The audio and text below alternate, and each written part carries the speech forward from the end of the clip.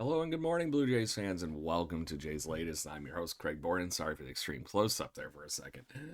So, we're going to talk all things Toronto Blue Jays, and we're going to have a good time talking about it. And we're going to have a little bit of a weird 6 degrees from the Toronto Blue Jays connection here today. But first things first, the Mets once again strike.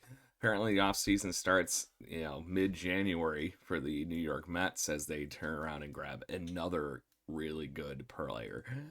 Grabbing not a free agent, trading for the wonderful services of a gentleman named Freddy Peralta, who has been incredible for the Brewers the last few years. Peralta is an all-star. He's been great. His pitching repertoire has been completely on point, looking like an ace. It is his final year of his contract, so the Mets will be turning around and hopefully trying to do something for them. The two-time All-Star had a 2.7 ERA last year and had a 5.5 WAR with 17 wins and 6 losses. So the Mets grabbed a ace in this trade. The biggest thing is last year, Freddy Peralta's WHIP, his walks, hits, innings pitched, record low for him. Only one other season, which he only pitched 78 innings, which was the COVID shorted season. He just barely is a hit in inning. It was insane. The guy's been on fire. 176 innings last year. Same things the couple years before that. So not only has he been good, he's been consistent. So Mets get a great player. What did they have to get back? Okay. How about your third and sixth prospect? Jet Williams being the one that I was very excited about because I was looking forward to him getting the playing time. But now, as an infielder, that ain't going to happen.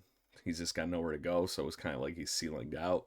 And then pitcher Brandon Sprout is the other one. So, like I said, there's 3 and 6 prospects. To put that in Blue Jays terms, that would be the equivalent of trading right now Arjun Namala, our third prospect, and Gage Stanifer, our number 6 prospect. And Gage has been doing really, really good in the Blue Jays minor league system. And I'm actually looking very forward to seeing what he could do in some innings this spring because the stuff is there.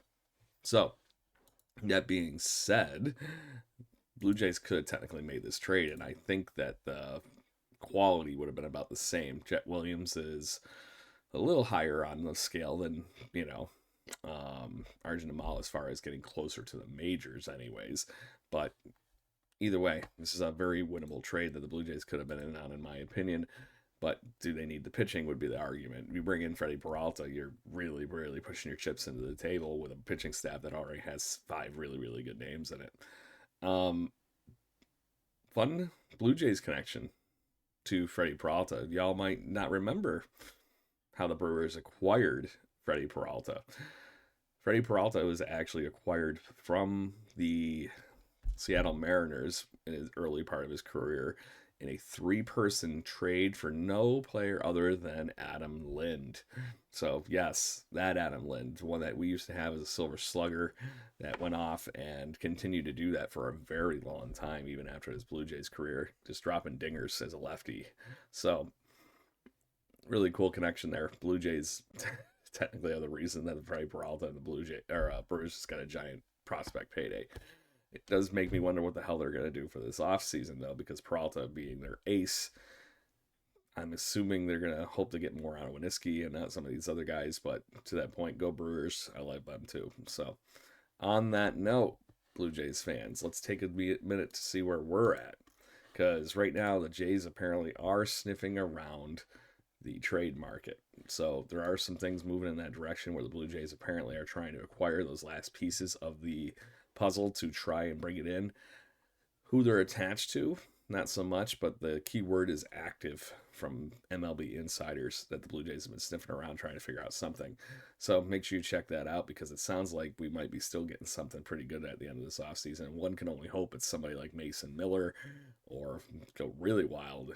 Get Tarek Skubal's been the new rumor, which the reason I'm not reporting on it is because I just don't believe it. It's one of those things. It's too many prospects for 1 year service out of somebody. You might be able to re-sign Tarek Skubal would be the catch, but what he wants in years just sounds slightly obnoxious. He wants like a 10-year deal. So I don't know. We'll see. But that's what's going on the free agent market. So, wanted to finish today by talking about our Know Your 40 Man roster segment here. And today, let's talk Alejandro Kirk, the captain, the king, whatever you might want to call him. He has been a breath of fresh air for this team. Go back a few years, the Blue Jays had an embarrassment of riches at the catching position. It was Gabriel Moreno, Danny Jansen, and Alejandro Kirk. And if you want to even talk period, it's been a long time since the Blue Jays have had somebody like Kirk actually to steal a role and keep it. Um, you almost got to go back to like JP and Sebia, Russell Martin, those kind of guys from those years. But it's been a long time since we've been trying to develop that position. And the Blue Jays are not notoriously good for in their history, 50 years of it now, trying to develop catchers. Ernie Witt, Pat Borders, Buck Martinez, those are really the names of who we developed. Everybody else was like Russell Martin. We went out and got, and we even have like the years where we had Benji Molina, Jose Molina, all that. So, tis what it is. When I was doing minor league writing for Jay's Journal, I was down in Bluefield, West Virginia, and I got to see Alejandro Kirk playing at that level. At the time, Zach Helton, the announcer for the team, he goes, Craig, just when he walks into the batter's box, you stop. It's that simple. And I'm like, okay. Everybody in that ballpark knew when Kirk was up, and they stopped. The 1,000 people or so that were in that ballpark all the time. Over those days I was there, literally just stopped whatever they do, and the vendors stopped. And one of the days I was there, I saw him hit a ball over the batter's eye into the West Virginia wilderness. So really, really cool stuff.